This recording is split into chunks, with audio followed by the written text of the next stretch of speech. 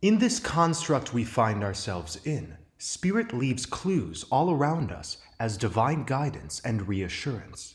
As within, so without. These clues, these messages, can be revealed through personal synchronicity, through relationships, and even through the creative works marketed as entertainment. Over the past few years, we have decoded many TV shows and movies which give very timely, important messages for the living souls in this process of ascension. And now, it is time to add the 2021 movie Free Guy to the list.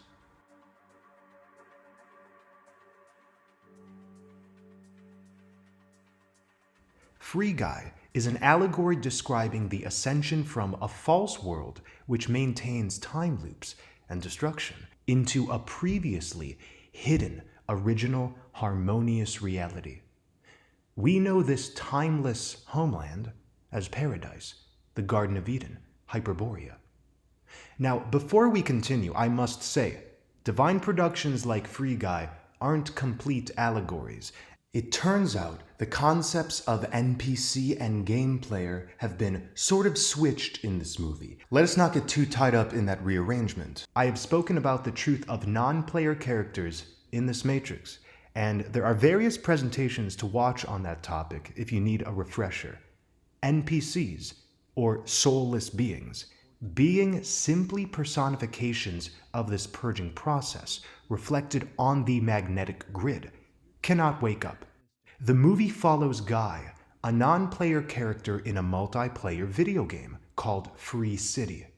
As an NPC banker, he serves no other function than to be in the background for the violent game players who rob the bank every single day. Guy is in a seemingly unbreakable loop of behavior. Each day is the same, predictable. Guy wakes up, orders the same coffee, has the same work routine, and the same conversations. But that all changes when he decides to follow a woman game player who catches his eye, leading him to an awakening. Through the inspiration this woman gives him, Guy decides to break out of his loop one day. He takes a game player's glasses, and when he puts them on, is revealed a previously unseen game course. Seeing beyond the veil, Guy can never return to his previous state of repetitive slumber. This is what awakening is like, awakening to the truth of one's being and of the world. One is called to break out of the patterns and loops which sustain a limited experience. Due to this awakening and a hidden program coded into the game, Guy becomes self-aware. He decides to change his course of fate, becoming a hero. This leads the video game's company to attempt to shut the game down. In the process, it is revealed that there is actually an original, hidden game behind Free City's code. We have been in a simulation of consciousness, an ascensional program, designed to reflect to us the energies which lead to suffering, so we can be revealed our true selves and thus the hidden homeland which has always been behind the veil. Like Free City, the world is full of blatant dysfunction. This dysfunction is considered normal, and like the beings in Free City, surrounds us.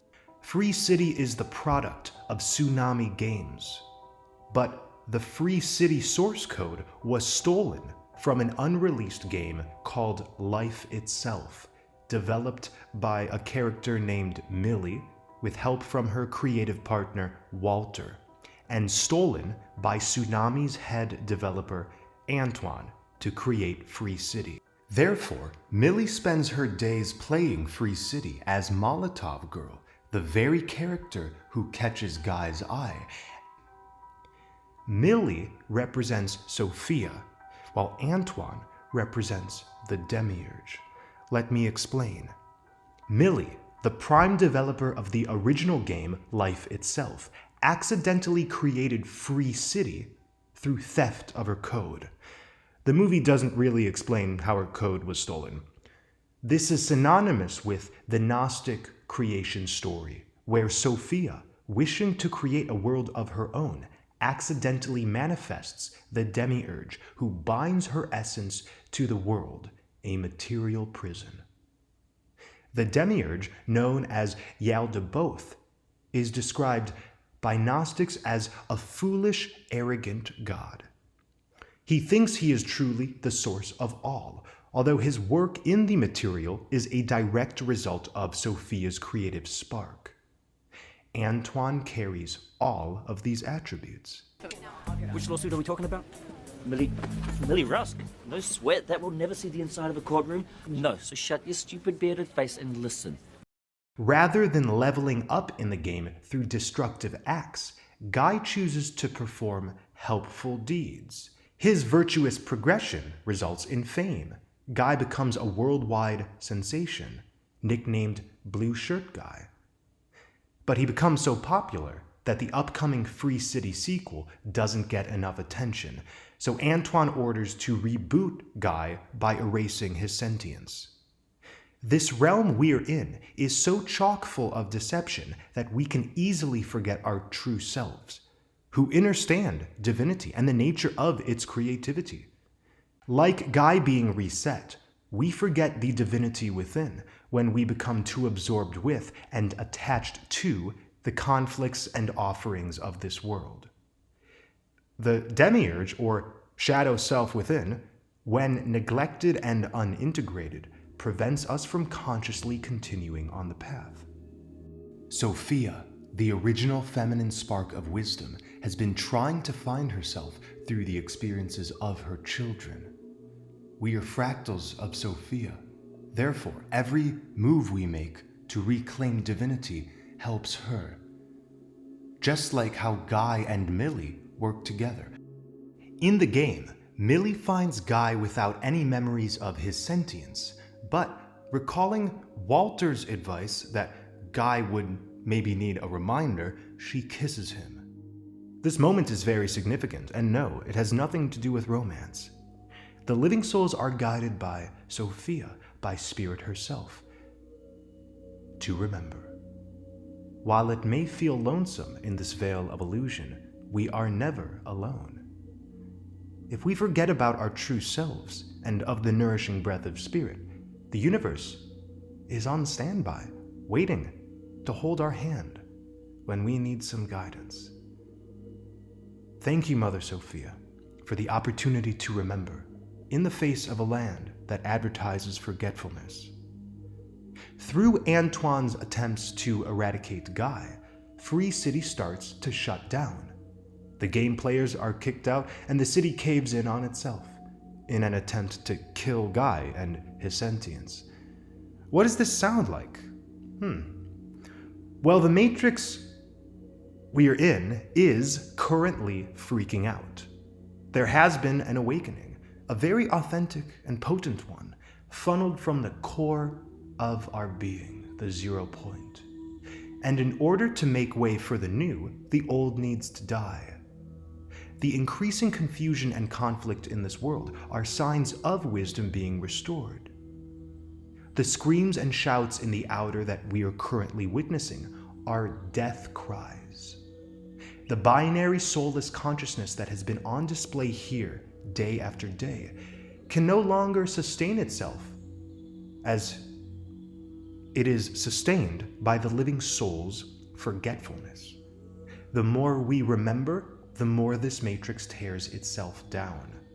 No matter what we're talking about in relation to the destruction of normalcy, whether we're talking about a great reset or a new world order, all of this is not what it seems. The AI matrix is desperate right now and will destroy itself. There is no stopping this ascension, just like there is no stopping Guy from finally reaching the original land designed by Millie. But before Guy is able to cross the bridge to this land, Antoine orders to spawn a physically stronger version of Guy named Dude to handle him. A scene shows Guy at war with a version of himself. Dude. Guy receives a pair of glasses, and instead of using them to inflict violence like he could, he gives them to Dude. The big macho dude now seeing the game's flashing neon signs, transmutes from an aggressive oppositional force into one that simply wants to play. This represents the harmonization that is required with all aspects of self in order to cross the bridge from limitation into expansion, ultimately re-entering paradise. There is a tug of war we have all experienced with our shadows. We must deal with the pieces of ourselves that need to be rejoined, which have been opposed and at war.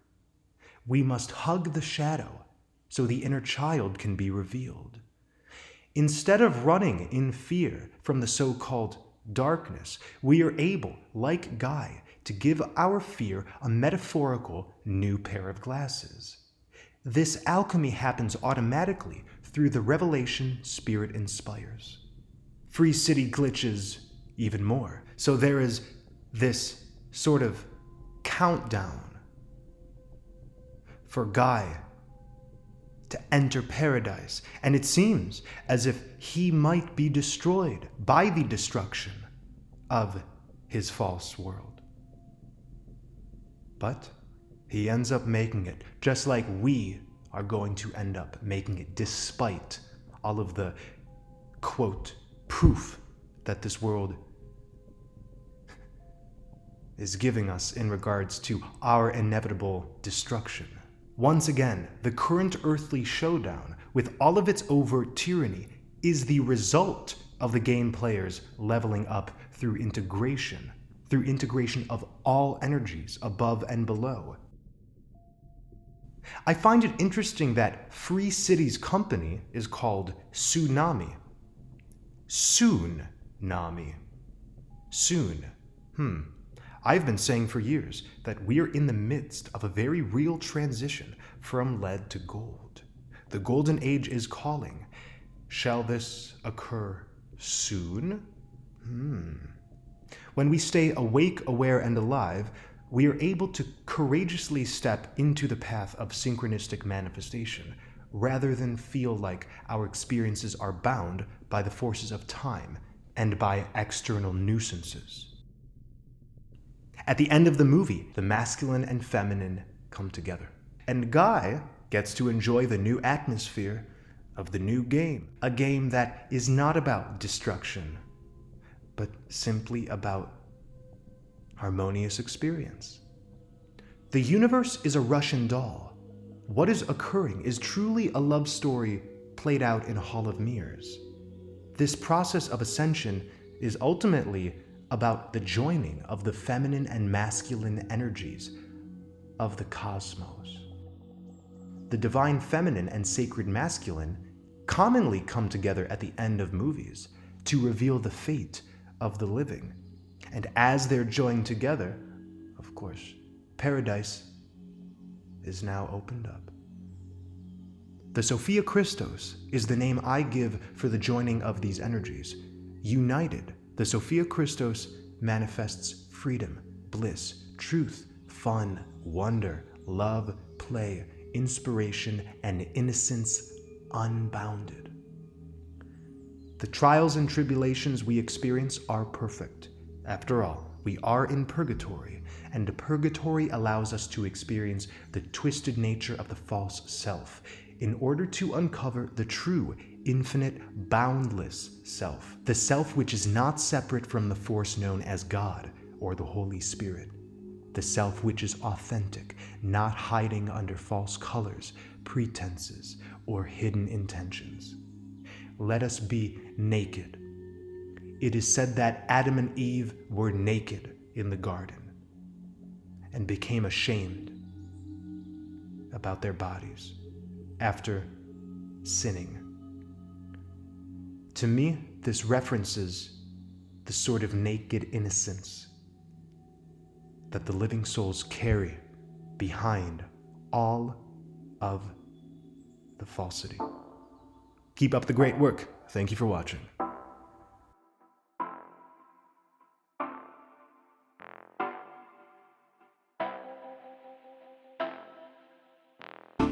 I know a place where rest is on. There's a little lighthouse on an island and it is shining. The spotlight moves to break some lies. Give some life to the lovers that cry.